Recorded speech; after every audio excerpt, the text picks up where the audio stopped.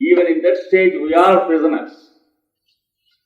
Not prisoners of our appetites, but prisoners of our fears and complexes. We fear we may lose our job. We may fear that we may lose our money. We fear we may be punished. Like that, we are dogs in the hands of complexes. So, we are still prisoners, not in the narrow room of our body, but in a bigger hall like this. We have some space to move, but still we are kept under locks and keys.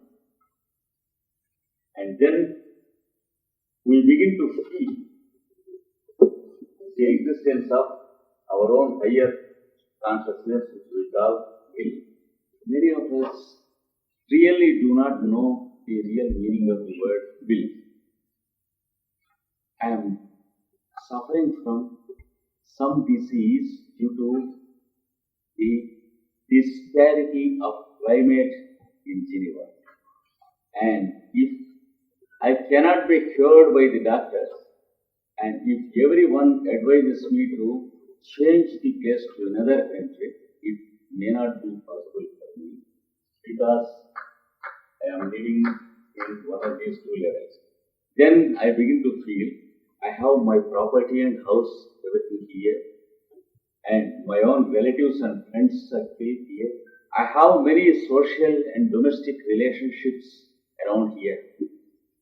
I am a native of this land. How can I leave this country and go as the native of another country and live as a foreigner in some other country? This is how we are imprisoned in these two levels. But suppose after suffering for about 10 years or 12 years with a horrible disease like asthma, I make a paid trial by just going for a month to Los Angeles and find everything wonderful, and I suddenly decide to change my native land, find my rest of life really healthy. What made me decide to go away? And what was it that didn't allow me to decide for 12 years? The difference is what the wise people call will. Will is not intelligence. Will is not the obstinacy to resist the views of others. Will is not the animal tendency to oppose others and criticize others, or to disobey others to prove that we are independent. But it is something very sweet and at the same time creative, whereas our intelligence is not at all creative.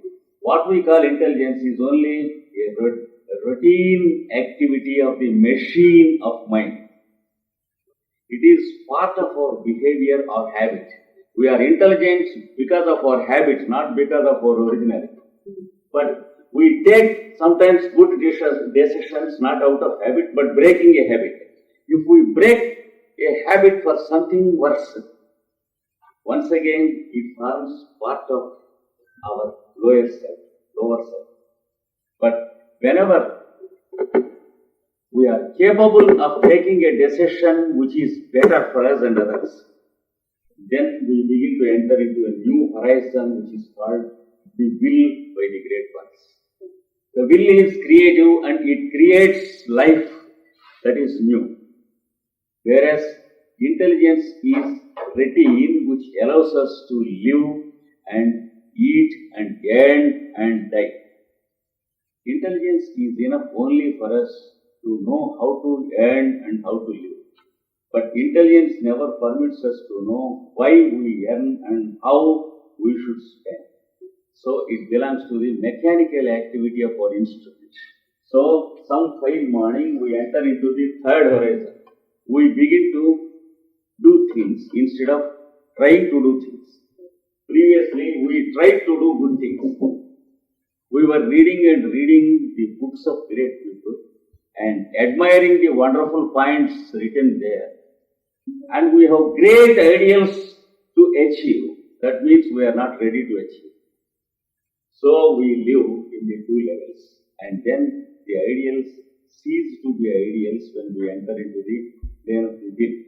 Because they enter into your practical life and they cease to be ideals. When you once enter into the life of will, you will never think of doing some good things, but you begin to do it. And you never think how you do it, and you never think of the consequences. Because something is very sure about your actions. You will create a future for yourself, which is the result of your own will. And then there is another plane which we are expected to enter. This plane somehow is very, very subtle. It is not difficult to enter into that plane, but we always slip out and miss the plane. It is too smooth to permit us to step in. It is what the wise ones call the plane of